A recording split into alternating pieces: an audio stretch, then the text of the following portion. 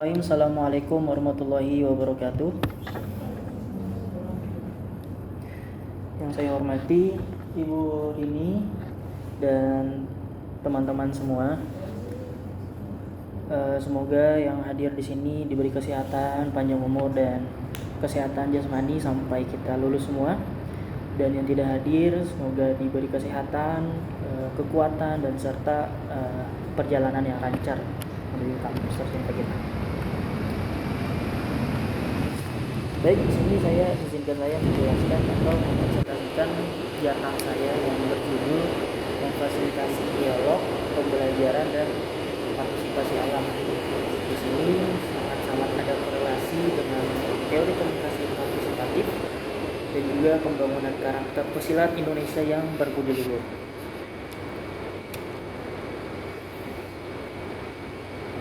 Baik, manusia itu memiliki hubungan erat dengan alam sebagai tempat belajar dan berefleksi. Dan juga dialog dan partisipasi dalam alam membantu pembentukan karakter dan kesadaran lingkungan. Komunikasi partisipatif sebagai metode efektif dalam pembelajaran berbasis alam. Lalu di sini ada konsep dialog, pembelajaran dan partisipasi dalam alam. Itu dialog apa sih? Dialog itu adalah interaksi antara manusia dan alam untuk memahami nilai dan prinsip kehidupan.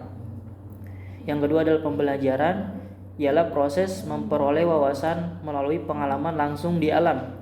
Dan yang ketiga partisipasi, keterlibatan aktif dalam menjaga dan memanfaatkan alam secara bijaksana. Lalu selanjutnya itu adalah komunikasi partisipatif dalam pembelajaran alam. Itu didasarkan pada keterbukaan, interaksi dua arah, dan kesetaraan. Dan juga mendorong kesadaran kritis melalui pengalaman langsung dan menggunakan metode seperti eksplorasi alam, diskusi reflektif, dan kegiatan kolaboratif.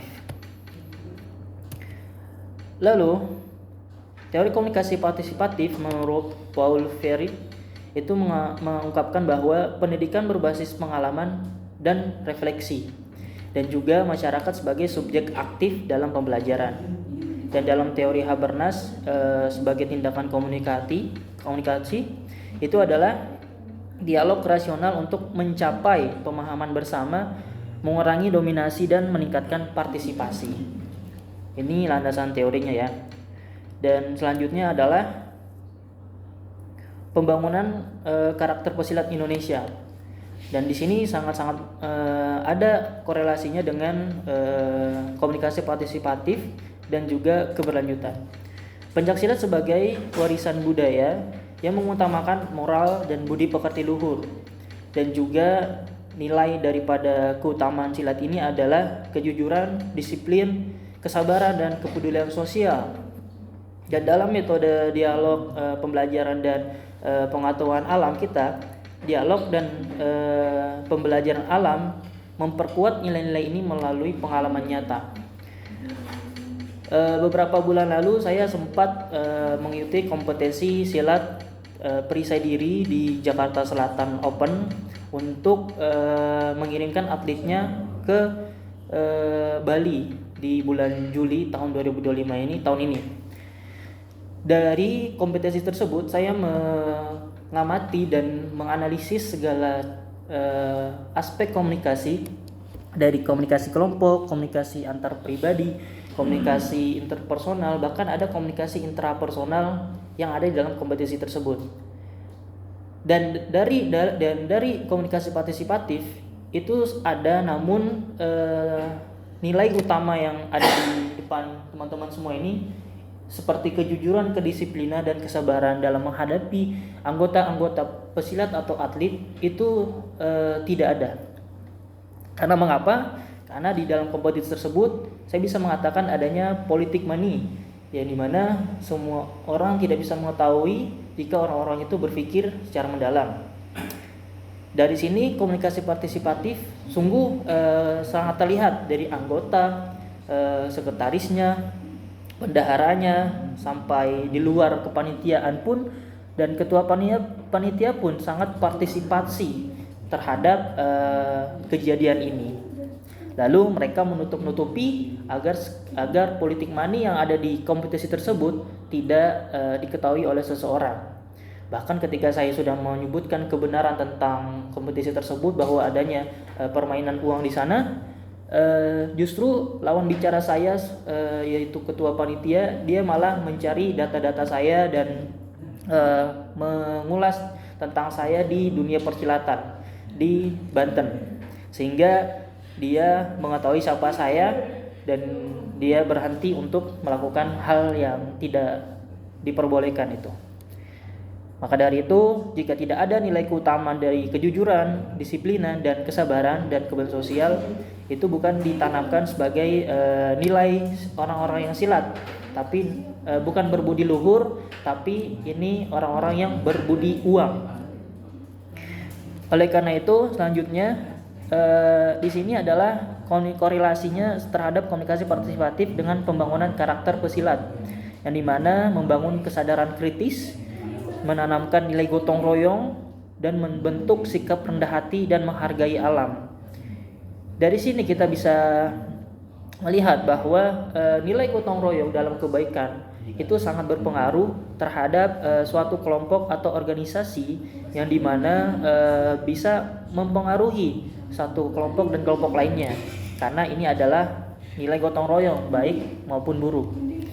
Dan membangun kesadaran kritis. Jadi setiap ada yang janggal itu bisa saja kita kritisi dan kita koreksi. Apalagi sebagai ketua panitia, kita wajib mengkoreksi dan merevisi apa-apa yang disampaikan oleh anggotanya, bukan malah mencari biodatanya atau bahkan ingin menjatuhkan lawan bicaranya. Itu sangat tidak efektif dan sangat tidak bijaksana. Lalu di sini membentuk sikap rendah hati dan menghargai alam. Tentunya di dalam Islam itu mengatakan bahwa ada 3 maklumat. Yang pertama hablum minallah, hablum minannas, wa hablum minal alam. Yang dimana kita harus cinta kepada Allah, cinta kepada Tuhan, ya, cinta kepada alam, cinta kepada manusia, dan cinta kepada alam. Jika ketiga aspek ini sudah ada di dalam kehidupan seorang manusia, apalagi terkhusus kepada seorang pesilat, ya, itu bisa meningkatkan berbudi luhur di dalam hati dan pikirannya untuk membantah pemikiran-pemikiran bodoh, bahkan tindakan-tindakan bodoh yang bisa merusak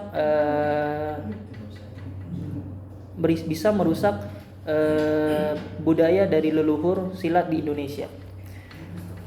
Dan ini kesimpulannya adalah komunikasi partisipatif menjadi pendekatan yang efektif dalam membangun karakter pesilat yang berbudi luhur, bukan berbudi uang. Lalu dialog dan partisipatif dalam alam itu memperkuat pemahaman akan nilai-nilai luhur dan kearifan lokal dalam pencaksilat yang ada di Indonesia. Seperti yang Ibu Rini katakan kemarin, partisipatif itu kan ada 3 komponen. Jika 3 komponen ini ada, maka bisa disebut partisipatif. Yang pertama yaitu adalah ada kemampuan, kesempatan dan keahlian. Iya Bu ya.